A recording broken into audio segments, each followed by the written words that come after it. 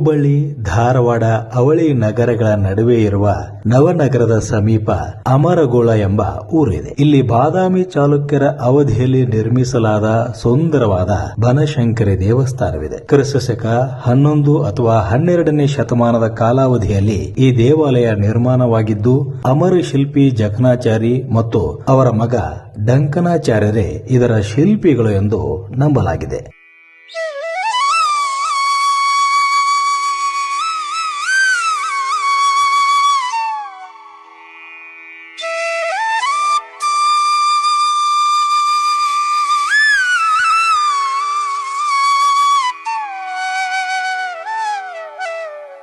ದ್ರಾವಿಡ ಹಾಗೂ ನಾಗರ ಶೈಲಿ ಎರಡೂ ವಾಸ್ತುಶಿಲ್ಪ ಕಂಡುಬರುವುದು ಈ ದೇವಾಲಯದ ವಿಶೇಷ. ಮರಳುಗಲ್ಲಿನಿಂದ ನಿರ್ಮಿತವಾದ ಈ ದೇವಾಲಯ ಪೂರ್ವಾಭಿಮುಖವಾಗಿದೆ. ಇದೊಂದು ದ್ವಿಕೂಟ ಮಾದರಿಯ ದೇವಾಲಯವಾಗಿದ್ದು ಗರ್ಭಗುಡಿಗಳು, ಪ್ರತ್ಯೇಕ ತೆರೆದ ಅಂತರಾಳಗಳನ್ನ ಮತ್ತು ಸಾಮಾನ್ಯ ನವರಂಗವನ್ನ ಹೊಂದಿದೆ. ಈ ದೇವಾಲಯಕ್ಕೆ 2 ಮುಖಮಂಟಪಗಳು ಇದ್ದು ಅವು ಗರ್ಭಗುಡಿಗಳು ಇರುವ ದಿಕ್ಕಿಗೆ ಇವೆ ಮತ್ತು ನವರಂಗಕ್ಕೆ ತೆರೆದುಕೊಳ್ಳುತ್ತವೆ.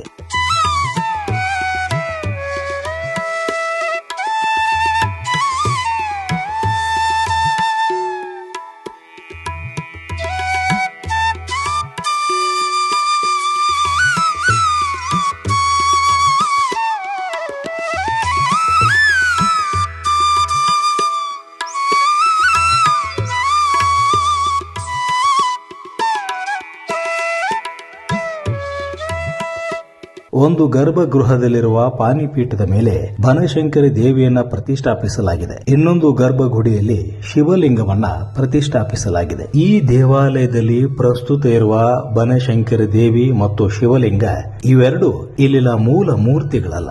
ಇಲ್ಲಿ ದೊರೆತಿರುವ 1120ರ ಶಿಲಾಶಾಸನ ಪ್ರಕಾರ ಚಾಲುಕ್ಯ ದೊರೆ 6ನೇ ವಿಕ್ರಮಾದಿತ್ಯನ ಆಳ್ವಿಕೆಯ ಕಾಲದಲ್ಲಿ ಜಕ್ಕರಸ ಎಂಬಾತನು ಕೇಶವ ಮತ್ತು ಭೈರವ ದೇವರ ಮೂರ್ತಿಗಳನ್ನ ಇಲ್ಲಿ ಪ್ರತಿಷ್ಠಾಪನೆ ಮಾಡಿದ್ದನು. ಕಾಲಕ್ರಮೇಣ ಈ 2 ಮೂರ್ತಿಗಳು ಇಲ್ಲಿಂದ ಕಾಣೆಯಾದವು. ನಂತರ ಮುಖ್ಯ ಗರ್ಭಗುಡಿಯಲ್ಲಿ ಬನಶಂಕರಿಯ ವಿಗ್ರಹವನ್ನ ಇರಿಸಿ ಪೂಜೆ ಸಲ್ಲಿಸಲಾಗುತ್ತಿದೆ. ಸುಮಾರು 15 ವರ್ಷಗಳ ಹಿಂದೆ ದೇವಾಲಯದ ಉತ್ತರ ದಿಕ್ಕಿನಲ್ಲಿ ಇರುವ ಗರ್ಭಗುಡಿಯಲ್ಲಿ ಶಿವಲಿಂಗವನ್ನ ಸ್ಥಾಪಿಸಿ ಪೂಜಿಸಲಾಗುತ್ತಿದೆ.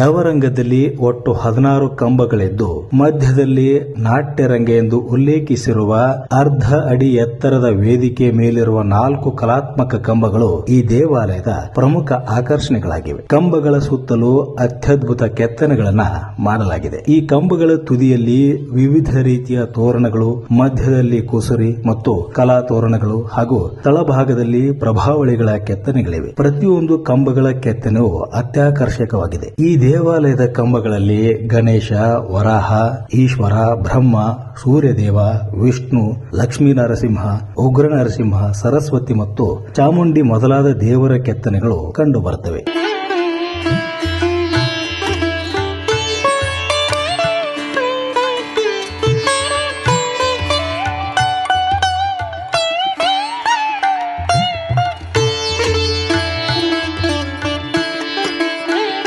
ಈ ದೇವಾಲಯದ ಶಿಖರವು ಶಿಥಿಲವಾಗಿದೆ. ಹೊರಗಿನ ಗೋಡೆಗಳಲ್ಲಿ ಸಣ್ಣ ಸಣ್ಣ ಗೋಪುರಗಳು ಮತ್ತು ಖಾಲಿ ಇರುವ ದೇವಕೋಷ್ಠಗಳು ಕಂಡುಬರುತ್ತವೆ. ಮಳೆಗಾಳಿಗೆ ಹೊರಗೋಡೆಗಳ ಮೇಲಿರುವ ಶಿಲ್ಪಗಳು ಬಹುತೇಕ ಅಳಿಸಿ ಹೋಗಿವೆ. ಪಾಳು ಬಿದ್ದಿದ್ದ ದೇವಾಲಯವನ್ನ ಭಾರತೀಯ ಪುರಾತತ್ವ ಇಲಾಖೆ ದುರಸ್ತಿಪಡಿಸಿ ಪ್ರಸ್ತುತ ಸುಸ್ಥಿತಿಯಲ್ಲಿ ಇಟ್ಟುಕೊಂಡಿದೆ. ಈ ದೇವಾಲಯದ ಸುತ್ತಲೂ ವಿಶಾಲ ಸ್ಥಳಾವಕಾಶವಿದ್ದು ಸುತ್ತಲೂ ಪ್ರಾಂಗಣ ರಚಿಸಲಾಗಿದೆ.